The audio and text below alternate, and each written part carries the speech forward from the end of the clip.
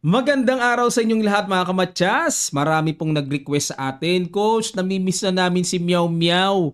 Baka pwedeng pasadahan mo naman. Pumili po ako ng kanyang game nitong nakaraang World Rapid and Blitz.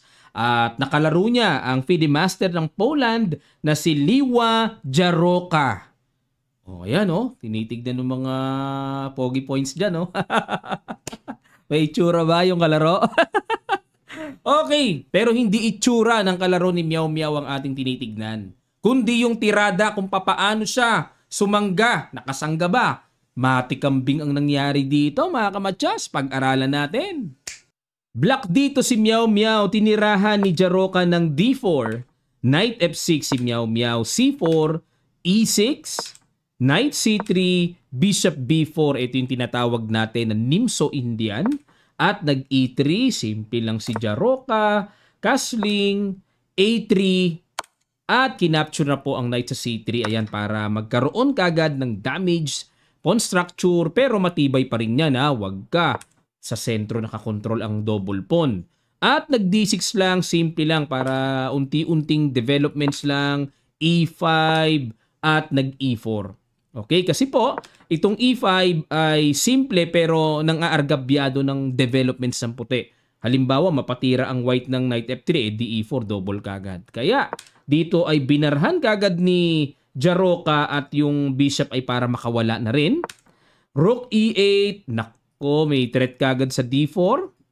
At kakapturan ng knight sa E4 at nag-F3. Ayan, talagang todo sangga yung kalaro. Si Jaroka. Knight C6, talagang ayaw tigilan ni Meow Meow yung D4. Knight E2, dinipensahan at nag-B6. Ayan. Ito po yung mga teknikan na nakikita ko sa Nimso Indian formation. Kasi pagka ganyang may double pawn, pupunta yan dito sa Knight A5 tapos may Bishop A6. Yan po ang isa talaga sa nature ng Nimso Indian sa black.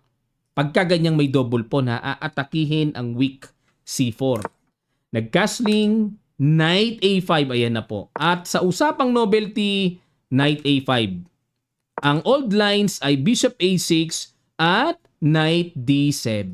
Ayan ang old lines. Pero si Meow Meow, gusto niya kagad ng may mabilis na touch sa pyesa ng kalaban. Bishop G5, ayan, para makabawi-bawi naman ng pressure na kapin. Pero ayaw ni Stockfish ang tira ni Ganda.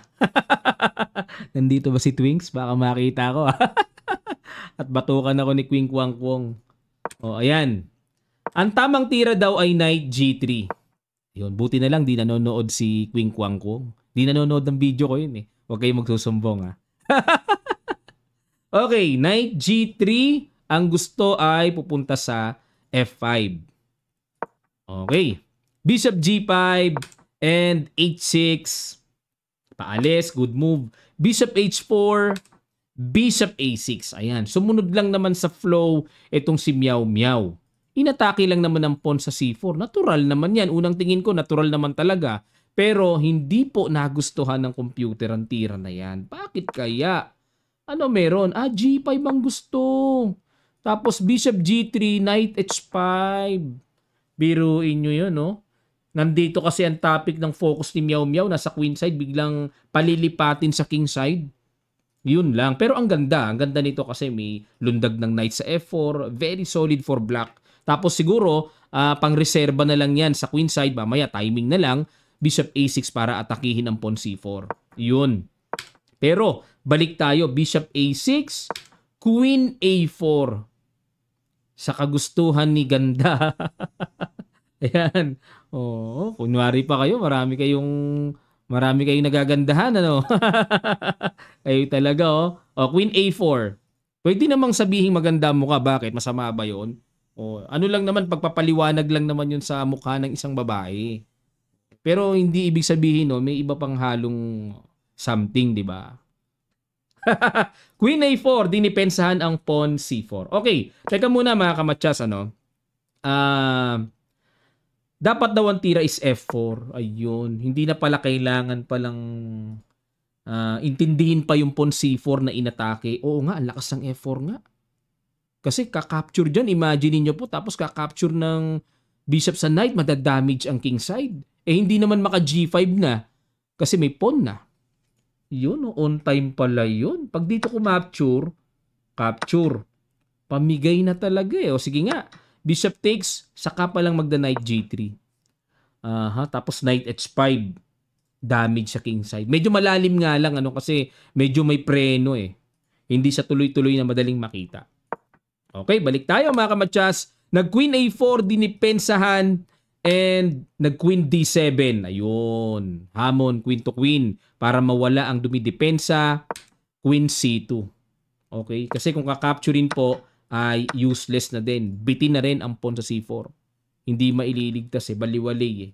Kaya nag-queen C2 na lang dito si Jaroka at nag-knight H7. Iwas lang kasi kakapturan eh. Katunog ng pangalan niya yung Baroka, no? Baroka. Merong ganung drinks, di ba? Energy drinks. Baroka ba tawag doon? Parang may energy drinks sa ating ganun. Baroka. Ayan. Jaroka. Magkatunog eh. Knight H7. Nag-F4. Ayun. Nakita pero medyo late na. Bishop takes C4. F takes E5. T takes E5.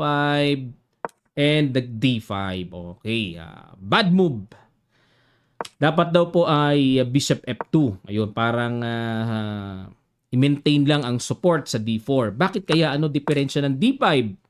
Queen B5. Talagang gustong puwersahin ni Meow Meow. Palit na tayo ng bishop. Ang tagal mong capturing ng bishop ko. Pero accurate is dito pala sa kabila pupunta ang accurate. Paano kung gumanon? Sabay C6 lang. Malalim din pala. Malalim. Pero yun ang tira ng computer. Balik tayo sa ginawa ni Meow Meow. Queen B5, kinapture, knight takes C4, pag di nakita, double, Queen D3. Nakita, pin, pero bad move na naman. Bakit kaya bad move? Parang hindi ko naman makita na may ganung katinding parating ang black. Dapat daw po is A4, okay? Pag chumik kasi useless, may bishop F2 eh. Sasanggahin lang. Queen A5 tapos knight C1. Ha? Magpapa knight E3, double. Gaganon. Ay, grabe namang trap yan. Trapezoid. Di ko nakita yun Pag queen D3, pag napaka-capture, aray nako. Long collides ang queen. Trap. Lalim talaga ng chess na ngayon. Grabe mga nakikita ng computer engine. Hindi ko napansin talaga may ganon. Grabe yung knight C1 trap na yon. Balik tayo sa queen D3 na ginawa ni Jaroka. Queen C5 check. Bad move by Meow Meow. Dapat daw po is knight to D6. Queen to queen na lang. Pero queen C5 check, bishop F2, queen B5. Napabalik siya. Na-realize si Meow Meow. Di niya pwedeng iwanan yung knight. Mawa one piece down siya. A4, good move, queen A6. Naku po, lalong di makagalaw. Lalong nakapin. At nag-rook AB1. Yun lang. Yun lang. Dapat daw po is knight G3. Ayun pa rin. Pag nag-G6 para di makalundag, rook AB1. Okay. Idea is to play rook B4. Yan ang idea dito ni Jaroka. Ngayon, ano diferensya ng may knight G3 sa rook B1 kagad? Nag-C5 para walang rook B4. Pero, dapat daw ang tira is C6 lang. Okay. Bakit? Pag kinapture kasi, capture may rook AC8. Okay. Then ready to capture yung pawn, supportado, then doble yung torre. Okay, gets ko na. Paano kung mag-rook B4? Kakapture, kinapture, and knight F6. Knight F6? Bakit? Bakit kailangan ibigay yung knight? Gaganon. Parang lumalabas dito mga kamatsas, sugswang ang position. Sugswang. Di makagalaw yung knight, di makagalaw ang reyna. Yan nasugswang pala. Kaya malaki lamang ng evaluation bar ng puti. Balik tayo sa C5 na ginawa ni Meow Meow. Inenpasan capture. Ayun. Mali din ang tira. Dapat knight G3 daw. Okay.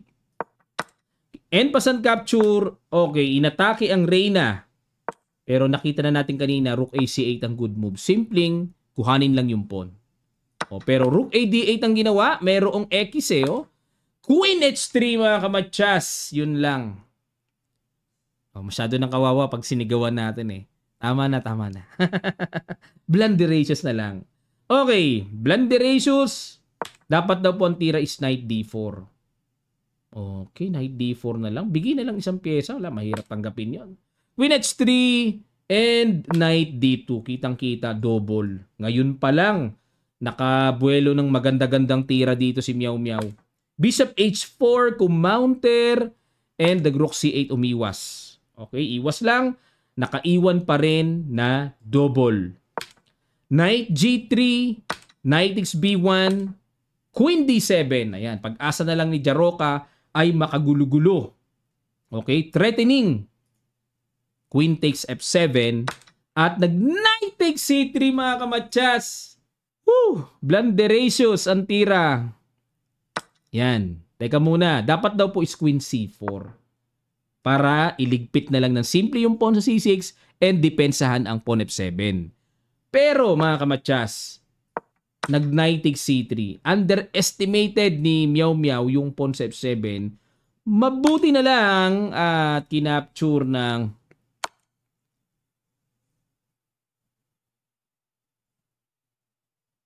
yun nga lang, kinapture ng Queen ang F7, King H8, biglang baliktad agad ang position. Nasayang ni Jaroka yung position nyo. Winning siya eh. Ito po tiro. O bush, walang solusyon. Rook takes no, matcha-matchas. Matcha-matcha ka ang mangyayari kay Meow Meow kung nakita ni Jaroka yan. Di nakita. Bakit ganon? Oh, sayang, walang depensa eh. Walang depensa. Anong depensa? Wala eh. Ito na next eh. Wala, ubos-ubos talaga, no?